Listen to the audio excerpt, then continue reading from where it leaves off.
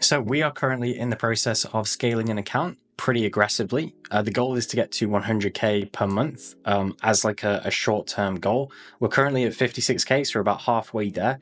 Obviously, we're trying to do this as profitably as physically possible.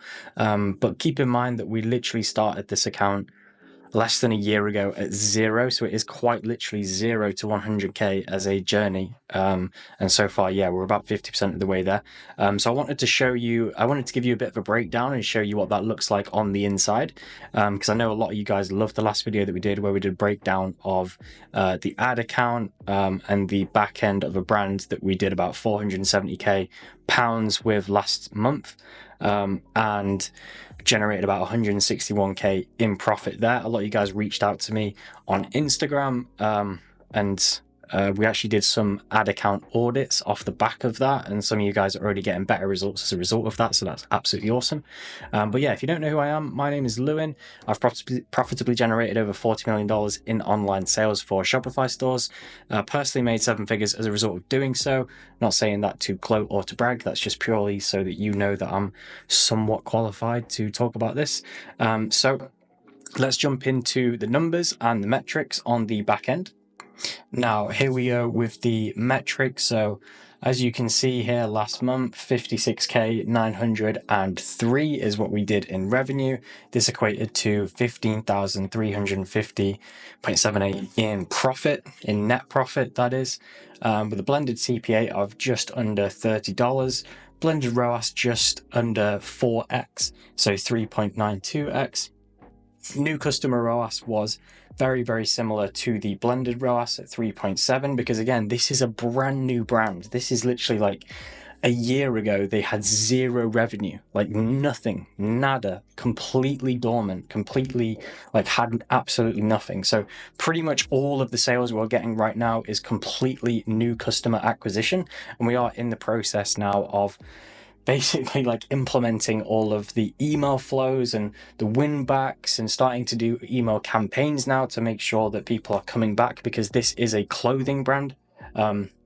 So the beauty of that is there's always new designs, new collections, new pieces that can be brought out. And so once you acquire somebody for, let's say, $29, $30, you can bring them back multiple times throughout the year. And if they're spending, the average order value for this brand here is about $100. If you bring them back a couple times over the year and you spend $30 to acquire them, but get $300 from them, you literally get a 10x ROAS over the course of a year. So it can be extremely lucrative and extremely good. As you can see, the new customer breakdown here, 93% of the total orders were completely brand new customers, which is obviously what we love to see. This is obviously the the lifeblood of any business is new customers and new customer acquisition, because like I said, you can bring them back over and over again. So we have been pretty aggressive on Meta. The breakdown of the ROAS on Meta is about 2.62 in platform. We're not as aggressive on Google. We are starting to scale that though this month, but last month only spent about 360 is pretty much the first month implementing Google. So we're just going through the basics of a PMAX and shopping and a search campaign to start to see where the results come from, which we can then obviously double down, and we're just kind of gathering data on there. But it seems to be going really, really well so far, with a 9.3 on this attribution model, but we like to do linear paid more so for Google. So when that loads, we're hitting around an 8x on linear paid for Google Ads. And then we like to do TA plus views on Meta, which combines Meta attribution with a triple whale pixel. That's the software that we're using here, Triple Whale, to track all of the metrics, all of the finances, and of course be able to track the ads in depth. So I'll see if I can just actually show you a bit of a back end of the ad account last month in Triple Whale, which is obviously what we use for tracking, so that you can see, we can actually see a breakdown of all of the orders here and like where they come from. So some people, they touch Google, touch Meta, and then we'll also sort of say that they came from organic. They might have come from TikTok as well, come from email as well. Like there's many ways that we can track where people are coming from, so we can see in depth exactly what their customer journey is like, so we can understand it more. and then obviously optimize and arrange the ads to be more in line with that. So this is pretty much how the account is set up at the moment. We have a bottom of funnel dynamic catalog ad, which basically shows the customer, like we'll work from bottom to top. So basically it shows the customer the product that they had in their cart or that they were viewing, and sort of has a personalized message towards them. This is really, really good at picking up low hanging fruit. Typically it has a very small discount at like 10% off, just a very small offer. So this is picking people up at a 3.75 ROAS, which is obviously really, really good. You can see really good new customers as well.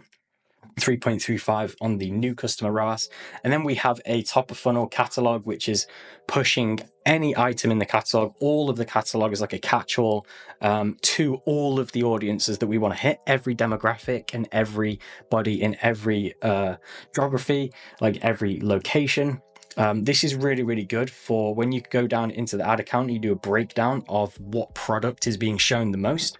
It basically gives you data of what product Facebook is wanting to show people, so you can see how much has been spent the most, like what product has had the most amount of spend on it, and what the results are. And so that would indicate which product typically Facebook is favoring out of your catalog to want to show people, because look, obviously Meta is very, very smart. It's not gonna, 9 times out of 10, it's not going to show them a bum product, so it's not going to show them something bad. It's going to show them something relevant. And so you can kind of see what the market is interested in out of your catalog, and then build, customized ads based on that.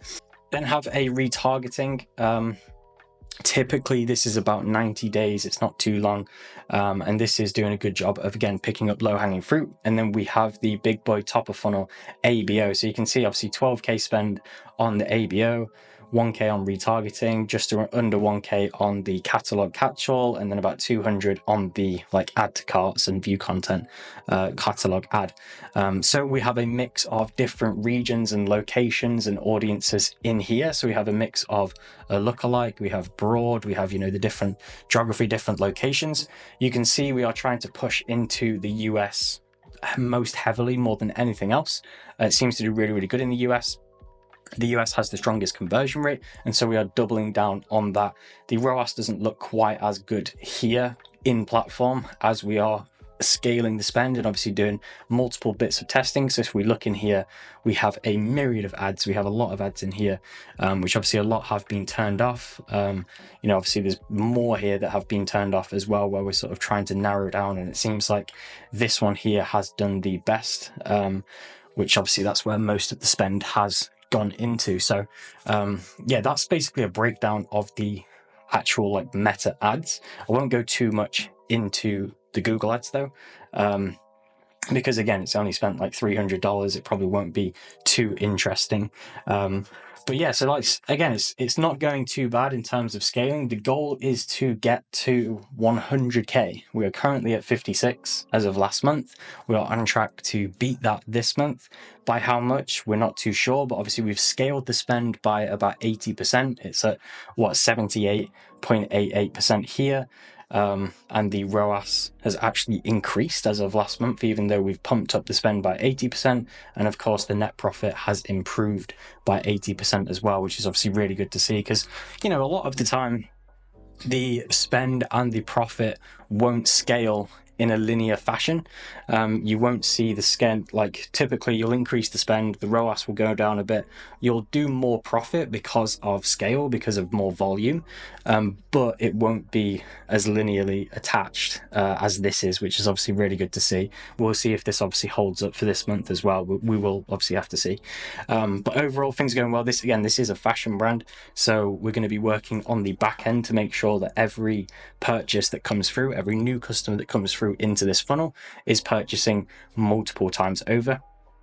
So I hope that was somewhat of a interesting little insight into the back end of an account that is scaling very, very aggressively. We are literally trying to scale 50 to 100% month on month to try to get to 100K per month ASAP before we start getting into Q4, which is obviously where we're looking to do 200K, 300K and really, really push this. And, in the first year of this brand essentially from being zero to see what we can do, and obviously working with the founder of this brand very closely to hit these targets where we are communicating very efficiently about content and about what is working and what is not, to make sure that there is no friction in the scaling process and that it is fun and enjoyable. So yeah, I hope that was interesting for you, and a bit of an insight.